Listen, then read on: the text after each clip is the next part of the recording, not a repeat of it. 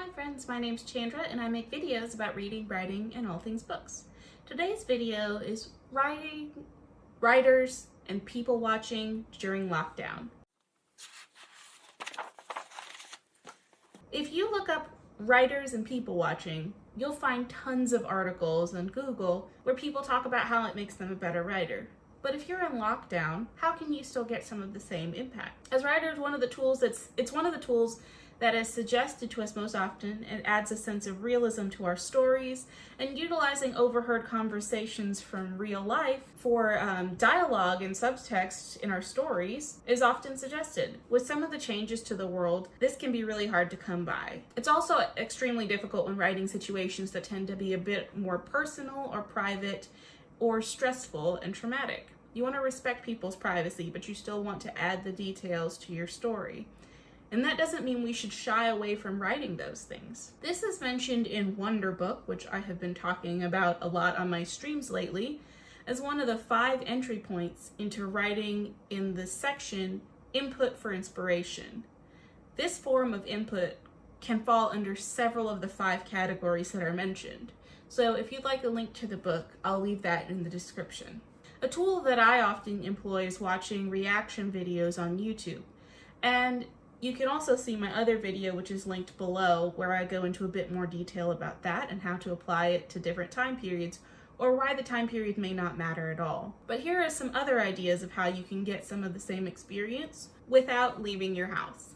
The first one is news clips. The second will be written articles. The third, home videos. 4, comment sections. 5, opinion videos. And 6, occupational training. For the first one, news clips. Although reporters are skilled at their job and the news has become a bit more filtered, there are still some genuine reactions that we can get. Maybe not from the reporters, but from the people that they're interviewing. Some of the things you can pick up on in these situations are how people respond when they're uncomfortable, appropriate versus inappropriate responses, attention seeking, genuine surprise, and shock. Number 2, written articles. Although they can be heavily edited, question and answer pieces allow for inference. Transcriptions of the interview can allow for some indication of how to write real-world dialogue. The real-world dialogue will not necessarily be appropriate for use in direct transcription into your story, but it will give you a really strong idea of how the fictional dialogue should be and what elements you'll need to include. One rule that's often suggested for writing fiction is get in late and leave early.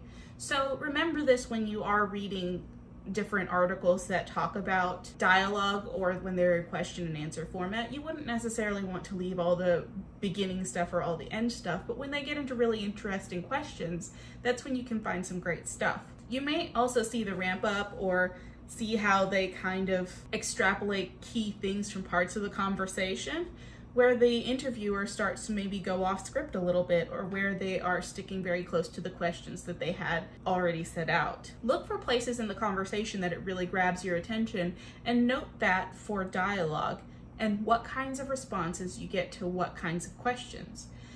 Even if you're not necessarily using the direct information, it can be good for when your characters are asking questions, what kind of questions will get what kinds of responses, and what kind of questions tend to set off the interviewee or maybe even end the interview early. Number 3, home videos.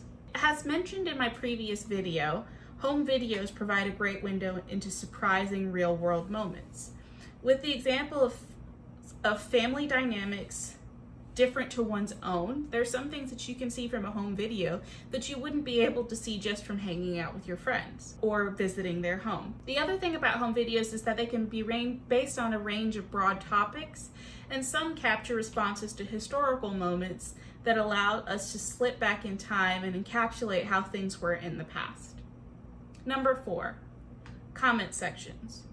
Comment sections allow for a window into people's largely unfiltered opinions. It's easy to see people's thoughts and arguments to a wide range of subjects without having to engage, or without making it seem like an interview. People will be much more hesitant to be interviewed and give you their honest feedback than they would just to spill it all in a comment section. This is a helpful tool for characterization, especially if you're wanting to write a character who is opposite to anybody you would actually spend time with.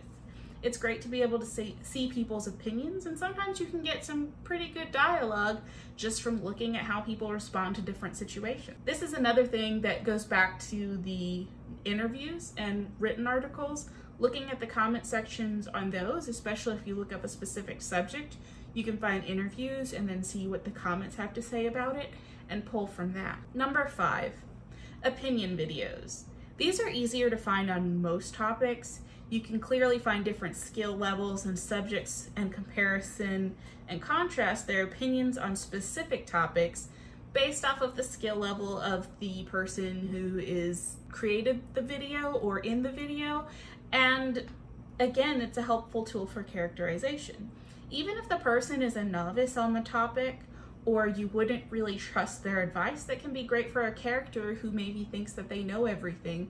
Or if the person gives really good advice, then it could be that you are writing a person who gives really good advice. Either way, you will find a wide range of skill levels so you can determine what best suits your character. Number 6, occupational training. This one is a little bit more specific, but can be found in written articles, video format, and on podcasts as well. This is one of my favorites because I'm a naturally curious person. YouTube has a lot of information for training purposes. You can find educational information on many different skills that you wouldn't be able to have access to in the real world, at least not without paying for it. For example, it may not be possible for every writer to interview a law enforcement professional or a dementia patient or witness an autopsy, but these are all things that you can find on YouTube.